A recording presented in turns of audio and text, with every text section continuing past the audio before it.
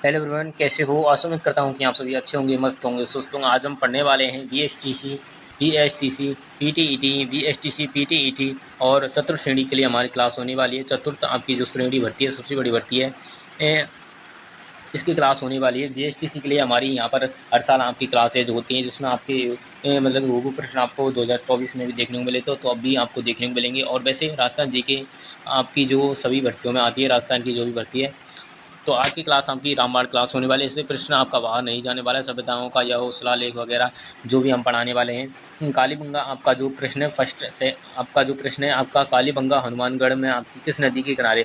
एक तो फैक्ट यहाँ से क्लियर हो चुका है, कालीबंगा सदी हमारे क्या है, हनुमानगढ़ जिले में स्थित हो जाएगी। अब है किस नदी के किनारे, तो ये हमारी घग्गर नदी के किनारे। वैसे पूछे राजस्थान की सबसे बड़ी नदी आपकी घग्गर है, बल्कि ये आपकी राजस्थान में होकर निकलती है। वैसे आपकी जो घग्गर नदी है सर जी, ये आपकी पाकिस्तान की तक आपको देखने को मिलती है घग्गर नदी। वैसे देखी जाए तो सबसे बड़ी घग्गर आपको नदी मिलती है। जो आपकी घग्गर नदी है सर जी, इसको नट एवं नाली भी कहते हैं। नट और नाली भी इसको कहते हैं। अब आपका कालीबंगा का जो शाब्दिक अर्थ मिलता है, शाब्दिक अर्थ, इसका शाब्दिक अर्थ की हम बात करें, शाब्दिक अर्थ इसकी शाब्दिक अर्थ बोलते हैं इसको, मतलब कि क्या है, काली चूड़ियाँ। काली चूड़ियाँ इसका शाब्दिक अर्थ देखने को मिलता है। काली चूड़ियाँ, काली चूड़ियाँ इसका शाब्दिक अर्थ देखने को मिलता है। इसकी खोज की बात करें तो इसकी खोज करता है इसके अमला अमला नंद नंद घोष इसके खोजकर्ता होने वाले हैं। 1951 1951 में इनमें मतलब कि इन्होंने यहाँ पर खोज की थी। उत्खननकर्ता इनके माने जाते हैं, यानी उत्खननकर्ता आपके बीबी लाल और बीके थापर। बीबी लाल, पेन चेंज कर लेता हूँ, बीबी लाल और आपके कौन है, बीके थापर देखने को मिलते हैं। एमडी खर्रे, श्री एस के वास्तव भी आपको देखने को मिलते हैं। अगला प्रश्न आपका, नेक्स्ट प्रश्न है आपका कि कालीबंगा सभ्यता को प्रकाश में लाने का श्रेय किसे दिया जाता है? बीबी लाल, बीके थापर, एमडी खर्रे, अमलानंद घोष। मैंने आपको बता दिया है। प्रकाश में लाने के से अमला जो नंद जी घोष हैं, इन्होंने 1951 में मतलब कि प्रकाश में लाने का श्रेय खोज इन्होंने की थी। अगला आपका जो प्रश्न आपका मोबाइल स्क्रीन पर आ चुका है कि जो आज का शानदार प्रश्न होने वाला है, आहड़ सभ्यता की मतलब कि आहड़ सभ्यता आपकी है, वो आपकी स्थित है यमुना नदी के किनारे, बनास, यहाँ का चंबल, यहाँ का लूनी नदी। आहड़ सभ्यता की हम बात करते हैं, इसको अन्य नाम क्या मिलते हैं इसके? बनास संस्कृति कहते हैं इसको, बनास संस्कृति इसको कहते हैं। ये आपको देखने को मिलेगा। और धूलकोट भी इसका ही नाम है, धूलकोट इसका नाम है। ये बनास नदी के किनारे है। नदी आपसे पूछे बनास नदी के किनारे, बनास नदी के किनारे है और आपकी बेड़च नदी के किनारे है। बेड़च नदी के किनारे हो जाएगी। आहड़ सभ्यता की खोज अक्षय कीर्ति व्यास द्वारा, अक्षय कीर्ति व्यास। और सर जी क्या आपको मिलता है? आहड़ सभ्यता है वो आपकी यहाँ पर लाल काले मृदभांड देखने को मिलते हैं। लाल काले मृदभांड जिन्हें गोरे व मंगोटे कहा जाता है। गोरे व काले मतलब मृदभांड ये अनाज रखने के होते थे, जिन्हें गोरे व काले मतलब कि सॉरी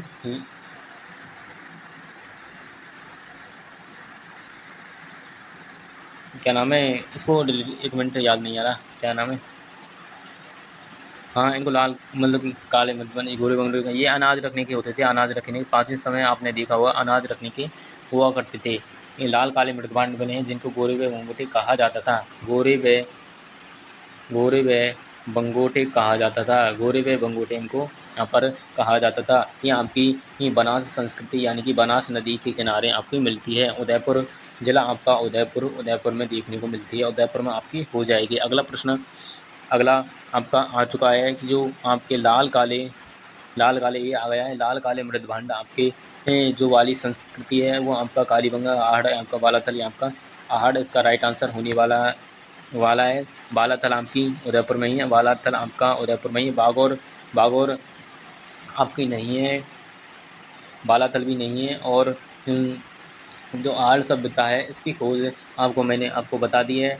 जो आहड़ सभ्यता है जो यहाँ के लोग हैं वो चावल से परिचित थे, चावल से अधिक आपको परिचित थे, चावल से अधिक आपके क्या है परिचित थे।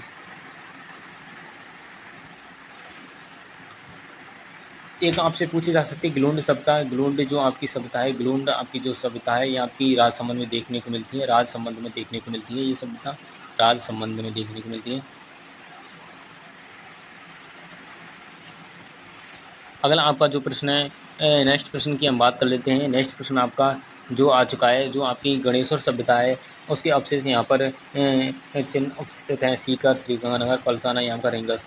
जो आपकी सभ्यता है यानी कि ये आपकी वैसे तो नीम का थाना में, नीम का थाना जो अब जला लगी हटा दिया गया है भजन लाल जी ने। नीम का थाना ताम्रजननी कहा जाता है इसको, ताम्रजननी इसको कहा जाता है। गणेश्वर सभ्यता ये आपकी वैसे आपकी सीकर में होने वाली है। अगला प्रश्न देख लेते हैं, क्या प्रश्न आपका पूछा गया सभ्यताओं से। आपका एक भी प्रश्न बाहर नहीं जाने वाला। अगर आपने ये क्लास देखी है तो मतलब कि यहाँ से आपके 2 से 3 नंबर आपके पक्के होने वाले हैं। किस प्राचीन यहाँ पर सभ्यता में सम्राट अशोक के 2 यहाँ पर शिलालेख पाए गए हैं। गणेश्वर सभ्यता, कालीबंगा, बैराट, यहाँ आपका बनास। अब बात कर लेते हैं बैराट सभ्यता की। बैराट सभ्यता आपकी कोटपुतली बहरोड में हो जाएगी। कोटपुतली बहरोड, कोटपुतली बहरोड में आपकी होने वाली है ये सभ्यता। बैराट सभ्यता की खोज दयाराम साहनी द्वारा की गई थी। दयाराम साहनी द्वारा इसकी खोज की गई थी। दयाराम साहनी द्वारा खोज इसकी की गई थी। यहाँ पंच मुद्राएं प्राप्त हुई हैं, पंच मुद्राएं यहाँ से प्राप्त हुई हैं और यहीं से आपका जो शिलालेख मिला है, भाब्रू का शिलालेख, भाब्रू का शिलालेख यहीं से मिला है। भाब्रू का शिलालेख भी यहीं से मिला है।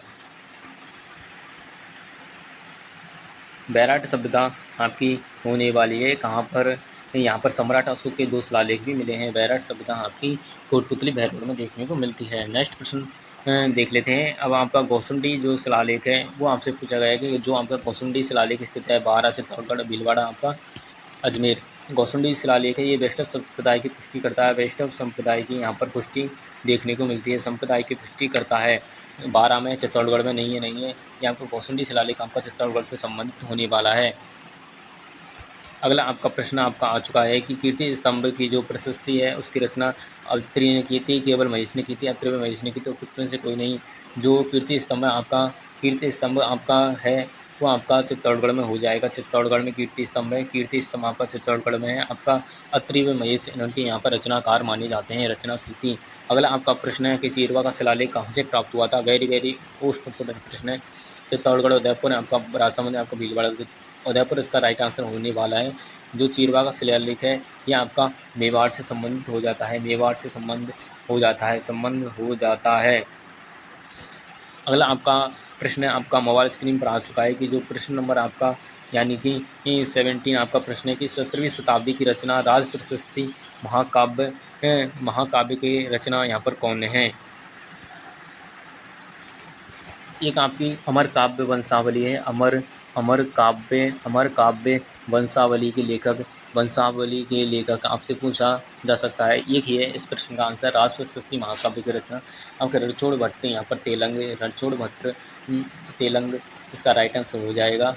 सबसे बड़ी राज प्रशस्ति है वो आपकी राजसमंद झील के किनारे मिलती है। किस झील के किनारे? राजसमंद झील के किनारे मिलती है। 25 शिलालेखों में संस्कृत भाषा में यहाँ पर मेवाड़ का इतिहास लिखा है। मेवाड़ का इतिहास, मेवाड़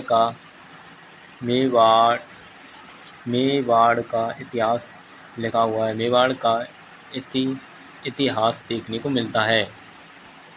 अगला आपका प्रश्न है आपका आ चुका है कि किस शिलालेख में चौहानों को वत्स गोत्र यहाँ पर ब्राह्मणी बताया गया। वेरी मोस्ट इम्पोर्टेंट प्रश्न है। ये जो प्रश्न है वो आपकी विगत परीक्षाओं में पूछे गए प्रश्न है। विगत परीक्षाओं में यहाँ पर पूछे गए प्रश्न हैं। और मैंने मतलब कि आपने देखा होगा जब मैं राजस्थान जीके की जो क्लास लगाता हूँ वो सभी भर्तियों के लिए इम्पोर्टेंट रहने वाली, चाहे वो यहाँ पर कोई भी भर्ती हो। जैसे आपने देखा होगा जेल प्री एग्ज़ाम में हमारे यहाँ पर सभी प्रश्न यहाँ पर सेम टू सेम आपको देखने को मिले थे। राजस्थान जीके की क्लास जिन्होंने देखी है वो आपका जेल प्रेरी मतलब कि एग्ज़ाम दिया था उनके लिए रामबाण साबित हुई है। एक आध प्रश्न होगा जो बाहर गए, नहीं तो हमारे क्लासों से सभी प्रश्न आपको देखने को मिले थे। और आपने पशु परिचर भर्ती में देखा होगा मैंने आपको बहुत प्रूफ दिए थे। पशु परिचर भर्ती में मैंने भी आपको बहुत प्रूफ दिए थे। हमारी क्लासों से सीधे वो प्रश्न मिले थे। अब आपसे पूछा गया वत्स गोत्रीय ब्राह्मण बताया गया है। हम बात करें चीरवा का शिलालेख नहीं है, संग ऋषि नहीं है, बिजौले का शिलालेख नहीं है, अपराजित का शिलालेख नहीं है। अगर आता है जबकि जो चौहानों से संबंधित चौहानों को वत्स गोत्रीय ब्राह्मण, अगर बिजौलिया की बात करें, बिजौलिया शिलालेख की बात करें, बिजौलिया शिलालेख की जब जब भी बात होती है तो इसमें आपके मतलब कि चौहानों से संबंध इसका हो जाता है, चौहानों से संबंध इसका हो जाता है। चाहे कोई भी प्रश्न हो, बिजौलिया शिलालेख की बात आती है तो इसमें यहाँ पर चौहानों को मतलब के बारे में यहाँ पर वत्स गोत्रीय ब्राह्मण बताया गया है, चौहानों से संबंध हो जाएगा। तो मैं आपका मान मोरी शिलालेख राजस्थान के किस क्षेत्र से संबंधित हो जाएगा? Mount Abu, sorry Mandore, Mount Abu, चित्तौड़ी आपका पाली। जो मान मोरी का शिलालेख, इसके बारे में एक कहानी आपको देखने को मिलती है। जो मान मोरी का शिलालेख है ये सर जी जो हमारे कर्नल जेम्स टोड, घोड़े वाले बाबा कर्नल जेम्स टोड, जिन्हें इतिहास के यहाँ पर जनक माना जाता है, राजस्थान में इतिहास के जनक माना जाता है कर्नल जेम्स टोड को। कर्नल जेम्स टोड को जो कर्नल जेम्स टोड है ये खुद का नाम नहीं है, आपने देखा होगा था। जैसे कर्नल इनकी उपाधि है, जेम्स इनके इनका मतलब कि जेम्स मतलब कि इनके पिता से इसका नाम लिया गया है। टॉड इनकी मतलब कि पारिवारिक उपाधि हो जाएगी। मतलब कर्नल जेम्स टॉड हैं, कर्नल जेम्स टॉड इनका मतलब कि खुद का ही नाम नहीं है ये तो। वैसे इनका अलग अलग नाम दिया गया था, जैसे कर्नल आपकी उपाधि दी गई थी शायद, ये आपकी उपाधि आपको मतलब कि कर्नल जेम्स टॉड को मिली थी, उपाधि मिली थी। इन्होंने एक आपकी 1829 में एक पुस्तक भी लिखी थी, the annuls and antiquities of Rajasthan. इसके बारे में आपको याद रखना होगा। जो मानमोरी का शिलालेख है, जो इंग्लैंड ले जाते समय, इंग्लैंड मतलब कि इस जो शिलालेख को, मानमोरी शिलालेख को इंग्लैंड ले जाते समय कौन, कर्नल जेम्स टॉड इंग्लैंड ले जाते समय मतलब कि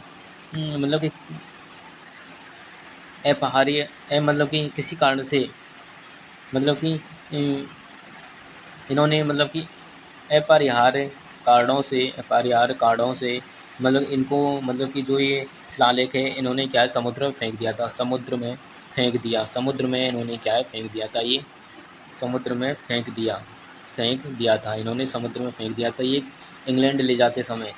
ये आपका चित्तौड़गढ़ से संबंधित होने वाला है। अगला प्रश्न, ये जो प्रश्न है 2021 में पूछा गया था, BSTC एग्ज़ाम 2021 में पूछा गया था। वेरी वेरी मोस्ट इम्पोर्टेंट प्रश्न है। कौन सा ऐसे पूछा गया था, कौन सा शिलालेख है जो मतलब कि कर्नल जेम्स टॉड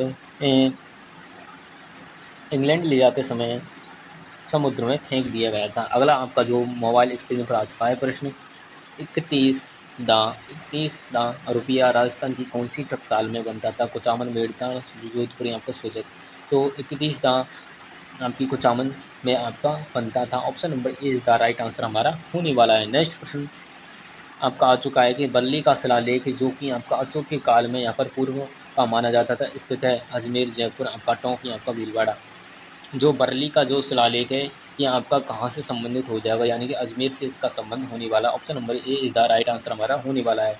नेक्स्ट प्रश्न आपका आ चुका है कि ऐतिहासिक स्थल जवालीपुर की आधुनिक पहचान देखने को मिलती है, जालौर, सिरोही, नागौर, जैसलमेर। जालौर इसका राइट आंसर हो जाएगा। शरणव शाही मिलता है, शरणव शाही इसका नाम मिलता है, किसका नाम मिलता है? शरणव शाही मिलता है सिरोही का। नागौर का मिलता है अहिछत्रपुर इसका मिलता है, अहिछत्रपुर मिलता है। माड़ इसका मिलता है किसका? जैसलमेर का मिलता है। तो नेक्स्ट प्रश्न आपका आ चुका है कि नेक्स्ट प्रश्न आप देख लेते हैं कि निम्न में से आपका जो सुमेलित आपको आप बताना है कि मुद्राएं और रियासत मतलब कि सुमेलित नहीं है। अखैर शाही जो सिक्के हैं वो आपके जैसलमेर के सही हैं। झाड़ शाही सिक्के आपके जयपुर में। सबसे पहले क्या है, झाड़ू कहाँ लगाते हैं? जयपुर में, जयपुर विधानसभा में झाड़ू लगाते हैं सबसे पहले। नगर निगम जयपुर में झाड़ू लगाते हैं सर जी, तो जयपुर में आपके झाड़ शाही सिक्के हो जाएंगे। विजय शाही सिक्के नहीं ये गलत है। विजय शाही सिक्के आपके जोधपुर के हैं, विजय शाही सिक्के आपके जोधपुर के, विजय शाही सिक्के आपके जोधपुर के। गज शाही सिक्के आपके जोधपुर और बीकानेर के भी हो जाएंगे, जोधपुर बीकानेर के हो जाएंगे। ये किसी एग्जाम में पूछा गया था शायद, मुझे याद नहीं है।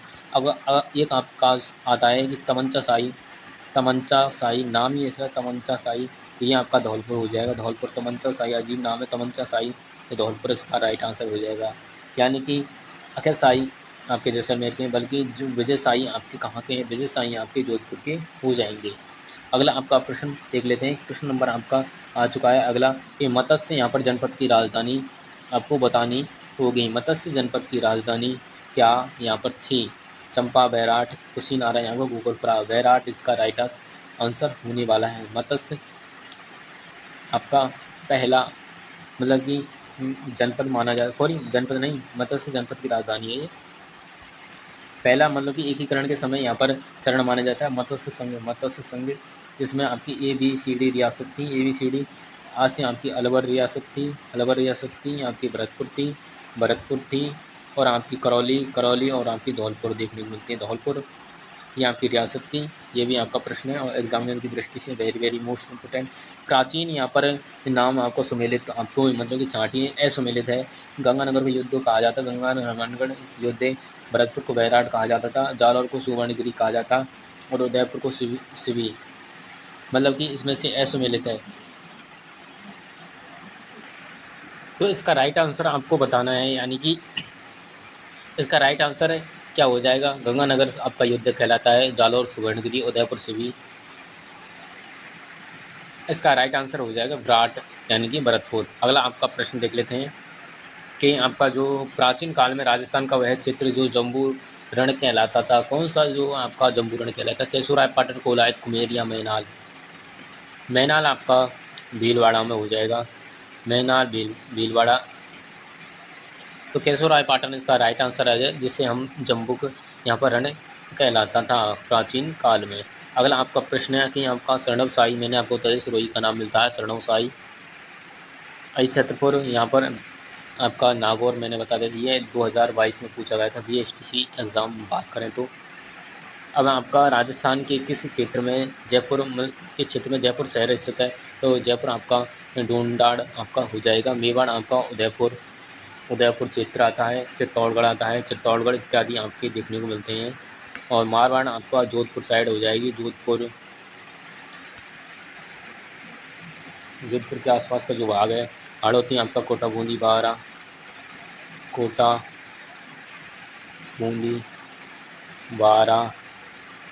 बारा और हमारा झालावाड़ होता है, झालावाड़। अगला आपका प्रश्न देख लेते हैं क्या पूछा गया है। नेक्स्ट प्रश्न, ये तो सर जी आज के प्रश्न हमारे समाप्त हो चुके हैं। कि हम आपके 20 आपके क्वेश्चन आपको लेकर आए हैं आपके बीच, और कमेंट करके ज़रूर बताना आज के प्रश्न आपको कैसे लगे और आपके कितने यहाँ पर सही हुए हैं। 20 में से आपके कितने प्रश्न आपको करेक्ट हो रहे हैं और कौन कौन से प्रश्न आपका नहीं आ रहे हैं, क्लास इस और किसकी लगानी है। सभी विद्यार्थी कमेंट करके ज़रूर बताएंगे अपनी अपनी समस्याएँ। और ये क्लास आपको कैसी लगी ये भी कमेंट करना और लाइक करना, शेयर करना अपने दोस्तों के साथ। इस दिन से आपकी मतलब कि आज से आपकी रेगुलर आपको क्लास देखने को मिलेगी जब तक आपका एग्ज़ाम होगा। BSTC एग्ज़ाम के लिए हमारी क्लासेज हैं और चतुर्श्रेणी PTT वाले इत्यादि के लिए क्लास हैं। आपका एग्ज़ाम होगा जब तक आपके लिए क्लासेज रेगुलर लगाई जाएंगी। तो मिलते हैं किसी नेक्स्ट क्लास के साथ, जब तक वंदे मातरम, जय जय राजस्थान, जय हिंद।